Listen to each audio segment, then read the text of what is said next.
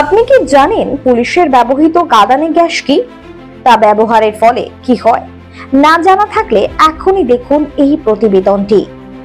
কোন স্থানে বিক্ষুব্ধ জনতাকে ছত্রভঙ্গ করার জন্য পুলিশরা ব্যবহৃত করে থাকে এই কাঁদানে গ্যাস। এর ইংরেজি নাম টিয়ার গ্যাস, এর অন্য নাম ক্লোরোপিক্রিন। এই শেল তৈরি করা হয় কয়েক ধরনের রাসায়নিক যৌগের একীভূত নামকরণে। প্রকৃতপক্ষে এটি কোনো গ্যাস নয়, মিহি গুঁড়ো পাউডার কিংবা তরলের অতি ক্ষুদ্র কণার সমষ্টি নিয়ে এই গ্যাস গঠিত। গুঁড়োর ক্ষার জাতীয় রাসায়নিক পদার্থের উপস্থিতি রয়েছে এর মধ্যে। এর প্রভাবে চোখে প্রচন্ড জ্বালা যন্ত্রণার উপস্থিতি ঘটায়। সাময়িকভাবে টিয়ার গ্যাসের প্রভাবে সর্বোচ্চ ৪৫ মিনিট পর্যন্ত চোখ অন্ধত্বের পর্যায়ে উপনীত হয়। অন্যতম রাসায়নিক অস্ত্র হিসেবে পরিচিত টিয়ার গ্যাসের প্রভাবে মনুষ্য চক্ষুর কর্নিয়ায় স্নায়ুগুলো আক্রান্ত হয়। এর ফলে আঁচড় ধারায় কান্না, ব্যথা, এমনকি অন্ধ হয়ে যাবারও সমূহ সম্ভাবনা থাকে। OCCSCR, CN বা ফিনাসিল ক্লোরাইড, ননিবামাইড, প্রোমাসিটন, জাইলিল ব্রোমিড, পেঁয়াজ থেকে সংগৃহীত সাইনপ্রোপ্যানিথিয়াল এস অক্সাইড যৌগের সমন্বয়ে টিয়ার গ্যাস তৈরি করা হয়।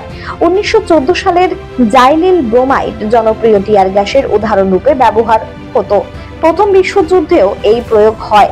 অস্ত্র নিঃসারক উপাদানই পুলিশ ব্যবহৃত বাহিনীতে প্রায়শই দেখা যায়। এই গ্যাস সাধারণত আইন শৃঙ্খলা রক্ষায় নিয়োজিত পুলিশ কর্তৃক দাঙ্গা নিয়ন্ত্রণ, বিক্ষুব্ধ জনতাকে ছত্রভঙ্গের জন্য ব্যবহার করে থাকে। ফিনাসিল ক্লোরাইড এবং CS গ্যাস দুটিকে প্রায়শই কাঁদানে গ্যাসে ব্যবহার করতে দেখা যায়।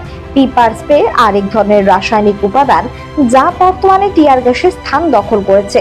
ফিনল্যান্ড, অস্ট্রেলিয়া এবং যুক্তরাষ্ট্রের ন্যায় কিছু কিছু দেশে মেস নামীয় উপাদান ব্যবহার করতে দেখা যায়। CN এর সমতুল্য এবং আত্মরক্ষামূলক অস্ত্র হিসেবে বিবেচ্য। জাইলিল ব্রোমাইড, CN এবং CS প্রাচীনতম উপাদান, কিন্তু CS এর ব্যবহার বৈশ্বিক পরিমণ্ডলে বিস্তৃত। বেশ কয়েকটি আন্তর্জাতিক চুক্তির প্রেক্ষাপটে অন্যান্য রাসায়নিক অস্ত্রের ন্যায় কাঁদানে গ্যাসের ব্যবহারও নিষিদ্ধ ঘোষণা করা হয়েছে। এর প্রেক্ষিতে অধিকাংশ দেশ স্বাক্ষরও করেছে, কিন্তু পুলিশ বাহিনী ও বেসরকারি প্রতিষ্ঠানে আত্মরক্ষামূলক কর্মকাণ্ডে এই নিষেধাজ্ঞা বলবৎযোগ্য নয়। সামরিক বাহিনীতে গ্যাসের মুখোশ পরিধান করে অনুশীলন, কর্মকাণ্ড সহ দাঙ্গা নিয়ন্ত্রণে ব্যবহার করা হয়। টিয়ার গ্যাসে আক্রান্ত হলে প্রথমে খেয়াল করুন বাতাস কোন দিকে প্রবাহিত হচ্ছে। বাতাস যেদিকে প্রবাহিত হচ্ছে আপনিও সেদিকে মুখ ঘুরিয়ে ফেলুন, এতে আপনার চোখ বাতাসের পেছন দিকে চলে যাবে, তাই সরাসরি কাঁদানে গ্যাসে আপনার চোখে পড়বে না। এরপর আপনি কাঁদানে গ্যাসে যে